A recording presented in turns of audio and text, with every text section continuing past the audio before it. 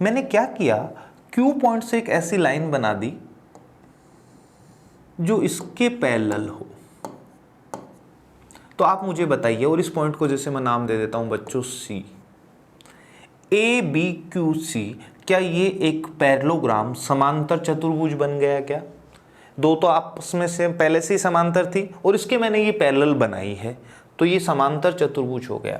तो आप मुझे बताइए, एक पैरेललोग्राम के आमने सामने की साइड पैरेलल होने के साथ लंबाई में बराबर भी होंगी। ये D, तो ये भी कितना D। ये अगर स्मॉल r, तो A से लेकर C तक की दूरी भी कितनी हो जाएगी, स्मॉल r।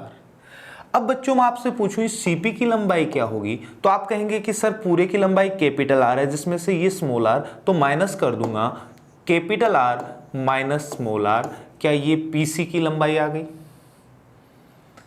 अब अपन बात करें त्रिभुज PQC में, दिखाई दे रहा है PQC, क्या एक एंगल 90, तो ये इसका 90 के सामने वाला एंगल हाइपोटेनियस हो जाएगा। पाइथागोरस प्रमेय लगाऊं तो मैं PQ बराबर कर्ण का स्क्वायर, तो बच्चों क्या D स्क्वायर माइनस ये वाली साइड कितनी है, R माइनस R, इसका स्क्वायर, क्या इस तरीके से निकाल सकते हैं? तो आज के बाद ये फॉर्मूला आपको याद रख लेना है। कभी भी दो वृत्त के बीच की आपको सीधी डायरेक्ट कॉमन टेंजेंट अनुस्पर्श उभयनिष्पर्श रेखा की लंबाई निकालनी हो तो फॉर्मूला याद रखना, दोनों के केंद्र के बीच की दूरी के स्क्वायर में से दोनों की त्रिज्या के अंतर का स्क्वायर माइनस कर देना है। तीनों केस के लिए यही फॉर्मूला होगा, ऐसे निकाल सकते हैं। लेकिन एक बात बताइए, क्या यहां पर बच्चों जो अपने पास D है वो जो दोनों की रेडियस है उसके टोटल के बराबर होगा? नहीं, उसके टोटल के बराबर नहीं होगा। ध्यान दो इधर, आप मुझे बताइए, ये कैपिटल R है, ये स्मॉल r, लेकिन मुझे पूरा D चाहिए, तो ये वाली दूरी एक्स्ट्रा है, तो आप कहोगे सर यहाँ पर जो D होगा वो R प्लस R से बड़ा होगा, तो आपको D देगा ही देगा, वरना अपन नहीं निकाल सकते। इस केस में जो D होगा दोनों के सेंटर के बीच की दूरी, क्या वो दोनों के रेडियस के टोटल से छोटी होगी? क्योंकि कैपिटल R यहाँ तक है, स्मॉल r ये है, तो दोनों को अगर जोड़ूंगा तो ये वाली दूरी दो बार काउंट हो जाएगी। लेकिन इस केस में जब दोनों एक दूसरे को बाहर से स्पर्श करें तो क्या यहाँ पर दोनों के सेंटर के बीच की दूरी जो होगी, क्या बच्चों दोनों की त्रिज्या के टोटल के बराबर ही होगी क्या? तो अगर मैं D की जगह इस फॉर्मूले में रखता हूं, क्या रखता हूं, R प्लस R, बाकी वही फॉर्मूला आगे R माइनस R का स्क्वायर। अलजेब्रा में अपन लोगों ने एक फॉर्मूला पढ़ा है, a प्लस बी का square minus a minus B का होल स्क्वायर का फॉर्मूला होता है 4ab, लेकिन a की जगह कैपिटल R और b की जगह स्मॉल r, तो 4 बाहर ले आया मैं। ये आपको थोड़ा सा याद रख लेना, क्योंकि ज़्यादातर क्वेश्चन इसी पे आते हैं अपने एग्जाम में।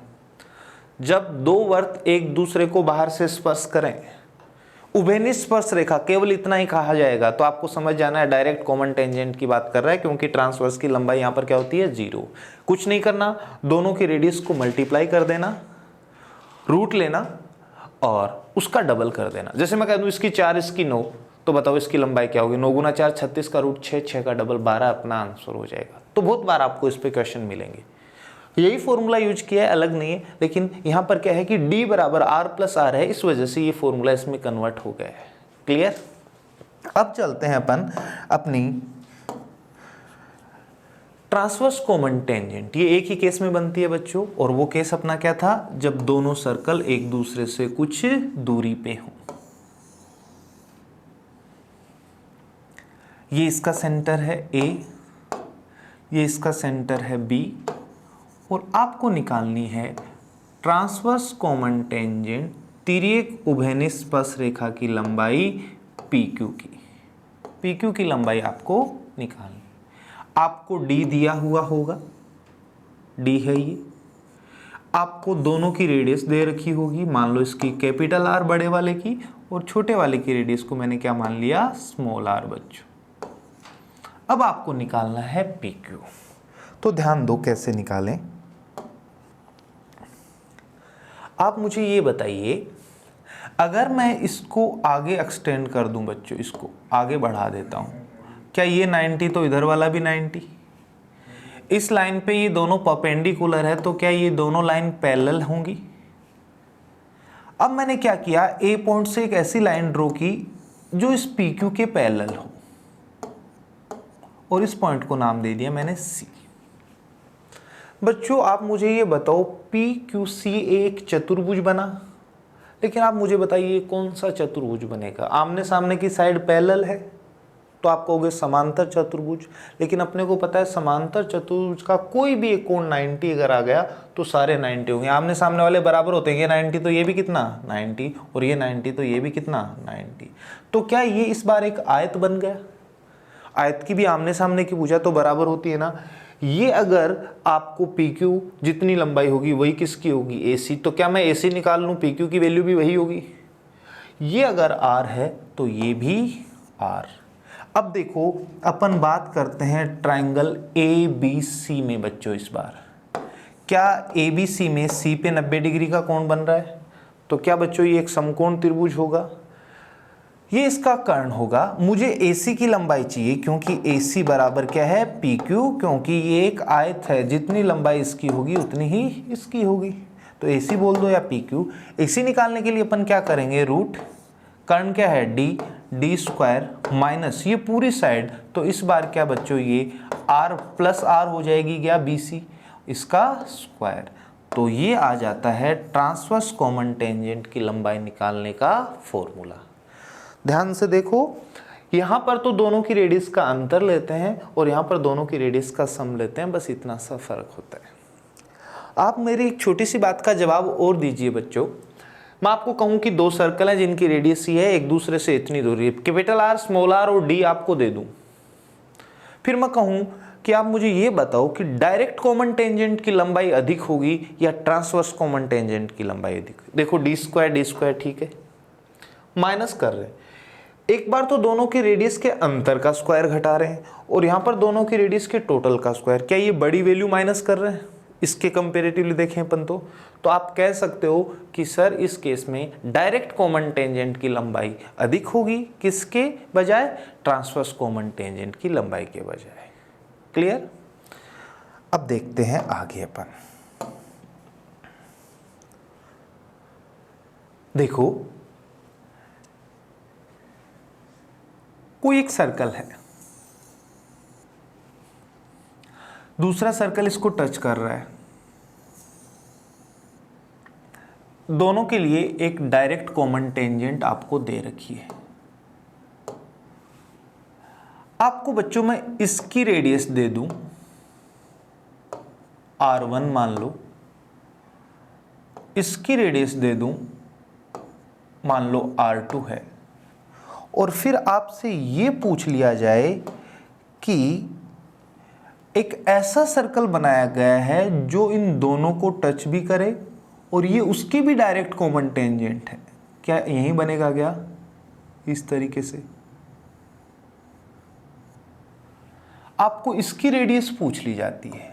मैंने कह दिया इसकी रेडियस कितनी है R3, इस पॉइंट को P नाम दे दिया, इस टच पॉइंट को Q नाम दे दिया और इसको R1 R2 देकर R3 पूछ लिया जाता है। कई बार इस पे क्वेश्चन बनते हैं। दो सर्कल एक दूसरे को बाहर से टच कर रहे हैं, दोनों की रेडियस दे रखी है, फिर आपको कह देगा कि एक ऐसा सर्कल जो इन दोनों को भी टच करे और इन दोनों की जो डायरेक्ट कॉमन टेंजेंट है वो उसके लिए भी टेंजेंट का काम करे, तो उसकी रेडियस क्या होगी? देखो क्या पहली बात मुझे बताइए, मैं PR बराबर लिख सकता हूं क्या बच्चों PQ प्लस QR? PR बराबर होगा PQ प्लस QR। PR जो है, क्या ये दोनों वर्त एक दूसरे को टच कर रहे हैं, इन दोनों की डायरेक्ट कॉमन टेंजेंट है? तो मैंने आपको बताया था जब दो वर्त एक दूसरे को स्पर्श कर रहे हैं, दोनों की डायरेक्ट कॉमन टेंजेंट निकालने के लिए दोनों की रेडियस के मल्टीपल के रूट का डबल कर देते हैं। क्लियर? अब बात करें अपन PQ की, तो बच्चों क्या PQ ये दोनों वर्त भी एक दूसरे को बाहर से टच कर रहे हैं? बहुत क्वेश्चन बनते हैं इन पे। क्या इन दोनों की डायरेक्ट कॉमन टेंजेंट है? तो इस बार आप कहोगे सर ये आ जाएगा 2 इंटू R1 इंटू R3। इस बार इन दोनों के रेडियस के मल्टीपल के रूट का डबल करेंगे। और ऐसे ही QR क्या है, ये दोनों भी बाहर से टच कर रहे हैं, तो QR इन दोनों की कॉमन टेंजेंट हो जाएगी। तो आप कहोगे सर R2 इंटू R3। यहां तक कोई प्रॉब्लम? मैं पूरी इक्वेशन को 2 रूट R1 R2 R3 से डिवाइड कर रहा हूं।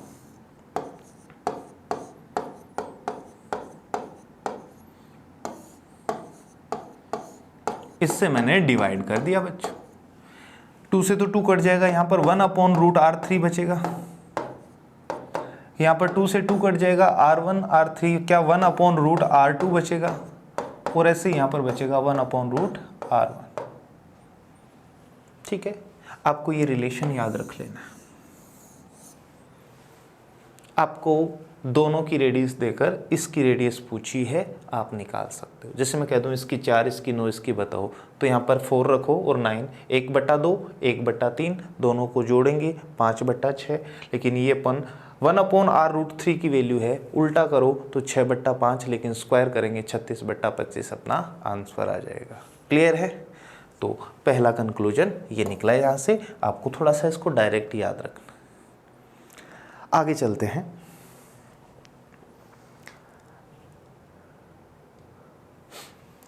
अगर मैं आपको कहूं कि अपने पास ऐसे बहुत से सर्कल हैं,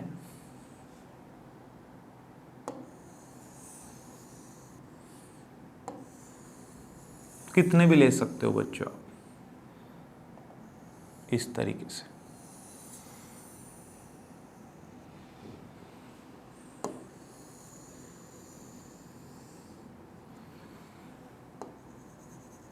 सेंटर भी एक स्ट्रेट लाइन में होनी चाहिए और उनके लिए एक कॉमन टेंजेंट भी आप बना सको। एक नीचे से भी ऐसे बनेगी। इस टच पॉइंट को मैंने A नाम दिया, इसको B नाम दे दिया, इसको C नाम दे दिया, इसके सेंटर को P बोला, इसके सेंटर को Q बोला और इसके सेंटर को R। इसकी रेडियस को मैं R1 कह देता हूं। इसकी रेडियस मान लीजिए बच्चों R2 है और इसकी रेडियस मान लीजिए क्या है R3। तो इनकी रेडियस के बीच में रिलेशन क्या होगा? आगे और भी हो सकता है, R4 R5 ऐसे। ध्यान दो,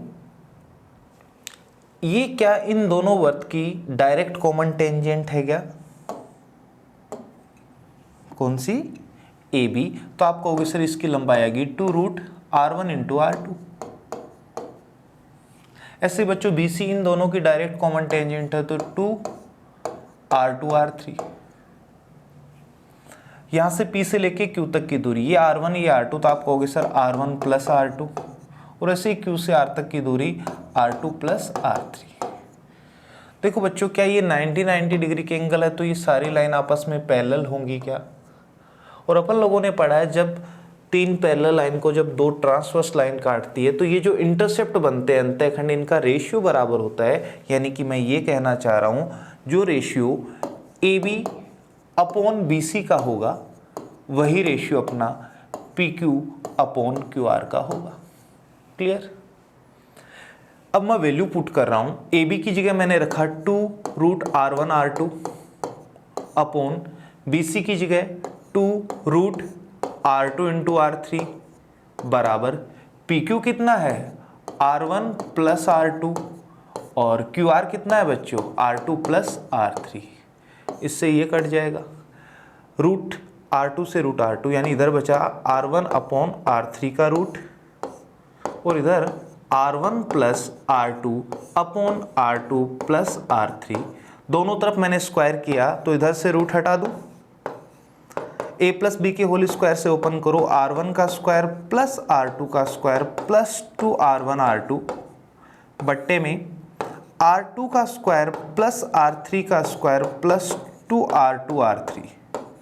क्रॉस मल्टीप्लाई कर रहा हूं, ये आ जाएगा R1 इंटू R2 का स्क्वायर, R1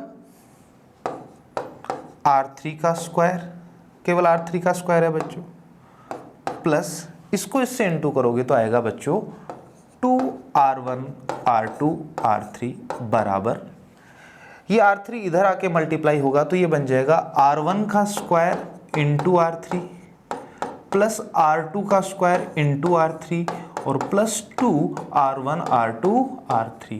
क्या इससे ये काट दूं?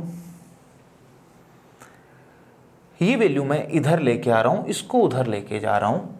R1 इंटू R3 का स्क्वायर माइनस R1 का स्क्वायर इंटू R3 बराबर R2 का स्क्वायर इंटू R3 माइनस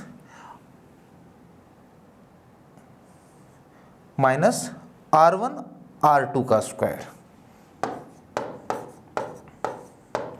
इधर से आप मुझे बताइए R1 R3 कॉमन ले लूं तो अंदर क्या बचा? यहां से तो बचा बच्चों R3 कॉमन लिया है, सॉरी, R1 R3 कॉमन लिया तो यहां से तो बचा R3 माइनस R1। इधर बच्चों क्या R2 का स्क्वायर कॉमन आएगा तो अंदर बचेगा R3 माइनस R1। क्या इससे ये काट दूं तो अपने पास रिजल्ट क्या रह गया? यहां से R2 का स्क्वायर बराबर R1 इंटू R3। देखो बच्चों, अगर ABC GP है तो अपन ने यहां पर पढ़ा था B स्क्वायर बराबर होता है AC, गुणोत्तर माध्य, ज्योमेट्रिक मीन। देखो A की जगह R1 रखता, B की जगह R2 और C की जगह R3 रखता तो क्या R2 का स्क्वायर बराबर R1 इंटू R3 यही आता क्या? तो याद रखना इस केस में जितनी भी रेडियस होंगी सारी की सारी किस में होंगी? जीपी में। आपको मैं ये स्टार्टिंग की 3 रेडियस दे देता हूँ, या तीनों में कोई 2 देकर तीसरी पूछ लूँ, या मैं ये कह दूँ कि स्टार्टिंग के 3 सर्कल की रेडियस ये है, तो बताओ 5वां सर्कल बनेगा उसकी रेडियस क्या होगी? 10वें नंबर पे जो सर्कल बनेगा उसकी रेडियस क्या होगी? तो जीपी की 10th टर्म या 5th टर्म अपन निकाल सकते हैं।